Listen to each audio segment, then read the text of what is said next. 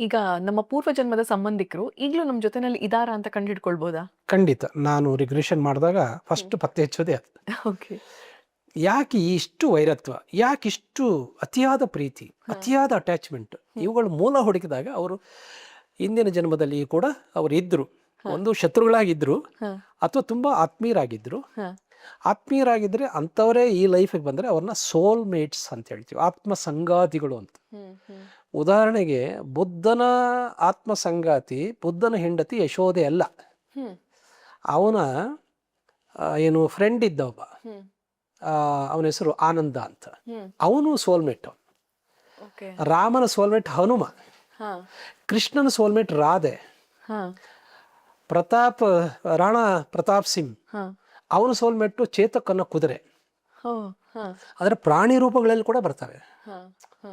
ಒಂದೊಮ್ಮೆ ಹಿಂದಿನ ಜನ್ಮದಲ್ಲಿ ಬದುಕಿದ್ದವರು ವ್ಯಕ್ತಿಗಳ ರೂಪದಲ್ಲಿ ಬರೋಕ್ಕೆ ಅವಕಾಶ ಇಲ್ಲ ಅಂತಂದರೆ ಪ್ರಾಣಿಗಳ ರೂಪದಲ್ಲಿ, ನಾಯಿಗಳ ರೂಪದಲ್ಲಿ, ಸಾಕು ಪ್ರಾಣಿಗಳ ರೂಪದಲ್ಲಿ ಕೂಡ ಬಂದು ಅವ್ರ ಋಣವನ್ನು ತೀರ್ಸಕ್ಕಂಥ ಸಾಧ್ಯತೆಗಳಿದೆ. ಹ್ಮ್. ನಿಮ್ಮ ಮನೇಲಿ ಎತ್ತಾಗಿ ಹುಟ್ಟಿ ನಿನ್ನ ಋಣ ತೀರಿಸ್ತೀನಿ ಅಂತ ಕೆಲವರು ಬದುಕಿದ್ದಾಗಲೇ ಪ್ರತಿಜ್ಞೆ ಮಾಡ್ತಾರೆ. ಹ್ಮ್. ಹ್ಮ್. ಹಾಗೆ ಬದುಕಿದ್ದಾಗ ನಾವು ಪ್ರತಿಜ್ಞೆಗಳನ್ನು ಮಾಡಬಾರ್ದು. ಹಾಂ ಹ್ಮ್. ಅದೇ ಆಗ್ಬಿಡ್ತೀವಿ ಅಂತ. ಹಾಂ ಈಗ ಈ ತರ ಪ್ರಾಣಿ ಪಕ್ಷಿಗಳು ಕ್ರಿಮಿಕೀಟಗಳು ಇವರಿಗೂ ಪೂರ್ವಜನ್ಮ ಪುನರ್ಜನ್ಮ ಅದೆಲ್ಲ ಉಂಟಾ? ಖಂಡಿತ. ನಾವೇ ಅದು ಆಗಿರ್ಬೋದು. ಹೌದೌದು. ನಾವೆಲ್ಲ ಎವಲ್ಯೂಟ್ ಆಗಿರೋದು ಅಕಾರ್ಡಿಂಗ್ ಟು ಎವಲ್ಯೂಷನ್ ಥಿಯರಿ. ಮಂಗನಿಂದ ಮಾನವ ಅಂತಲೇ ಸೈನ್ಸ್ ಹೇಳುತ್ತೆ. ಹೌದು. ಏಪ್ ಟು ಸೂಪರ್ ಏಪ್ ಅಂತ. ಅಮೀಬಾ ರೂಪದಿಂದ ಇಲ್ಲಿವರೆಗೂ ನಾವು ಎವಲ್ಯೂಟ್ ಆಗಿ ಪಶು ಪ್ರಾಣಿ ಪಕ್ಷಿಗಳಾಗಿ ಈ ರೂಪಕ್ಕೆ ಬಂದಿದೆ. ಹ್ಮ್. ಭೂಮಿ ಮೇಲೆ ಇದು ಲಾಸ್ಟ್ ಎವಲ್ಯೂಷನ್. ಹ್ಮ್. ಹ್ಮ್. ಅದು ಇದೇ ಕೊನೆ ಅಲ್ಲ. ಹ್ಮ್. ಇದರ ಅನೇಕ ರೂಪಾಂತರಗಳು ಹ್ಮ್. ನಾವು ಸತ್ತ ಮೇಲೆ ಇನ್ನೊಂದು ಗ್ರಹಗಳಲ್ಲಿ ಹುಟ್ಟಿದಾಗ ನಮ್ಮ ರೂಪಗಳು ಬದಲಾಗ್ತವೆ. ನಮ್ಮ ಸೃಜನಶೀಲತೆ ಕೂಡ ಬದಲಾಗ್ತದೆ. ಈಗ ಒಂದು ಆತ್ಮ ಒಂದು ದೇಹದಿಂದ ಹೊರಗೆ ಬಂದ್ಮೇಲೆ ಮತ್ತೊಂದು ದೇಹ ಪ್ರವೇಶ ಮಾಡೋಕ್ಕೂ ಮುನ್ನ ಎಷ್ಟು ಸಮಯ ಇರುತ್ತದೆ? ಇದು ಭಾಳ ಒಳ್ಳೆಯ ಕ್ವಶನ್. ಭಾಳ ಎಲ್ರಿಗೂ ಅನುಮಾನ. ಹಾ. ಸಾಮಾನ್ಯವಾಗಿ ಅಪಮೃತ್ಯು, ಹ್ಮ್. ನೇಣು ಹಾಕ್ಕೊಳ್ಳೋದು, ವಿಷ ತಗೊಳ್ಳೋದು, ಮೈ ಮೇಲೆ ಬೆಂಕಿ ಹಚ್ಕೊಳ್ಳೋದು, ಇಂತಹ ಪ್ರಕರಣಗಳಲ್ಲಿ ಅವರಿಗೆ ತಕ್ಷಣ ಜನ್ಮ ಪ್ರಾಪ್ತಿ ಆಗೋದಿಲ್ಲ. ಹ್ಮ್. ಅವರು ಇದೇ ಭೂಲೋಕದಲ್ಲಿ ಅರ್ತ್ ಪ್ಲ್ಯಾನೆಟಲ್ಲಿ ಸಾಕಷ್ಟು ಸಮಯ ಕಳಿಬೇಕಾಗ್ತದೆ. ಹ್ಮ್. ಯಾಕೆಂದರೆ ಅದಕ್ಕೆ ಲೀಪಿಂಗ್ ಪವರ್ ಬರೋದಿಲ್ಲ.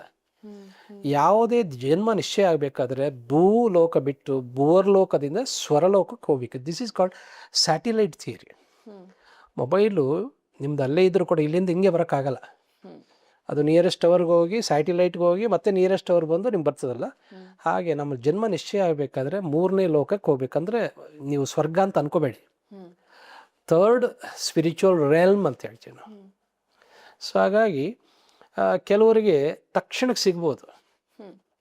ಅಂದರೆ ಸಹಜವಾಗಿ ದೇಹ ಬಿಟ್ಟವರಿಗೆ ಕೆಲವು ಸಾರಿ ಅವ್ರ ಕರ್ಮಾನುಸಾರ ತಕ್ಷಣ ಸಿಗ್ಬೋದು. ಇನ್ನು ಕೆಲವರಿಗೆ ಆ LBL ಸ್ಟೇಟಲ್ಲಿ, ಅಂದರೆ ಟ್ರಾನ್ಸಿಟ್ ವರ್ಲ್ಡ್ಸ್ ಅಂತ ಇದ್ದಾವೆ. ಹ್ಮ್. ಅಲ್ಲಿ ಹಲವಾರು ವರ್ಷಗಳು, ಹಲವಾರು ಯುಗಗಳು ಇರ್ತಕ್ಕಂಥ ಸಾಧ್ಯತೆಗಳು ಕೂಡ ಇದೆ. ಹ್ಮ್. ಹ್ಮ್. ಅದಕ್ಕೆ ಹೈಬರ್ನೇಟ್ ಸ್ಟೇಟ್ ಅಂತ ಹೇಳ್ತೀವಿ ನಾವು. ಹ್ಮ್.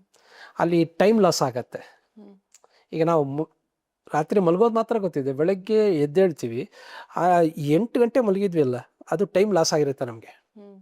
ಅಂತಹ ಸ್ಥಿತಿಯಲ್ಲಿ ನಾವು ಇರ್ತೇವೆ. ಹ್ಮ್. ಸೊ ಹಾಗಾಗಿ ಅದು ಇಷ್ಟು ಸುದೀರ್ಘವಾದ ಸಮಯ ಅಂತ ಅನಿಸೋದೇ ಇಲ್ಲ ಅದು ಹ್ಮ್. ಟ್ರಾನ್ಸಿಟ್ ವರ್ಲ್ಡ್ಸಲ್ಲಿ.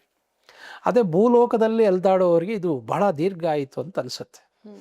ನೀವು ಕೇಳೋ ಪ್ರಶ್ನೆ ಏನು ಅಂತಂದರೆ ಎಷ್ಟು ಸಮಯ ಬೇಕಾಗ್ಬೋದು ಹುಟ್ಟೋದಕ್ಕೆ ಹೌದು. ಅಂತ. ಹೌದು.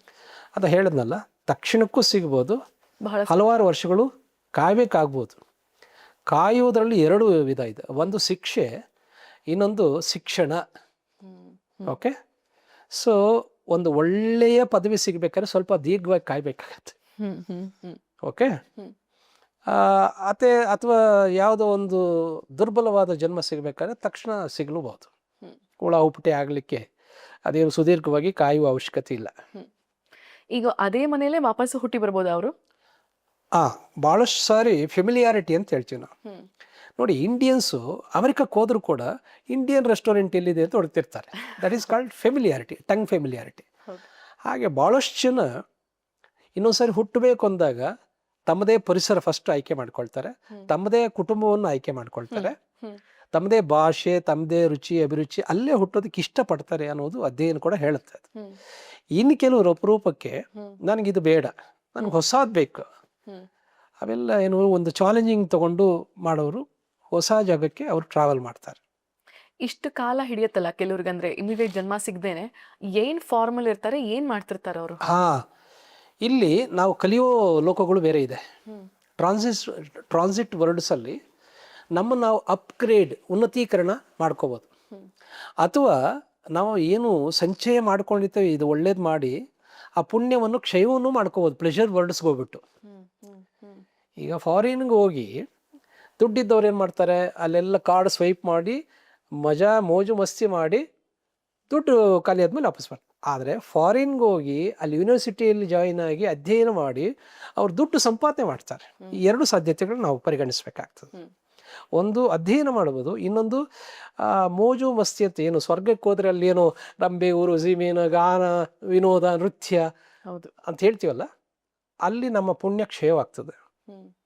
ಅಥವಾ ನಾವು ಇಲ್ಲ ಅಧ್ಯಯನ ಮಾಡಿ ನಾವು ಉನ್ನತಿ ಕರ್ಸ್ಕೋಬೇಕು, ನನ್ನನ್ನು ಅಪ್ಗ್ರೇಡ್ ಮಾಡ್ಕೋಬೇಕು ಅಂತಕ್ಕಂಥವ್ರು ಕೂಡ ಅವಕಾಶ ಇದೆ.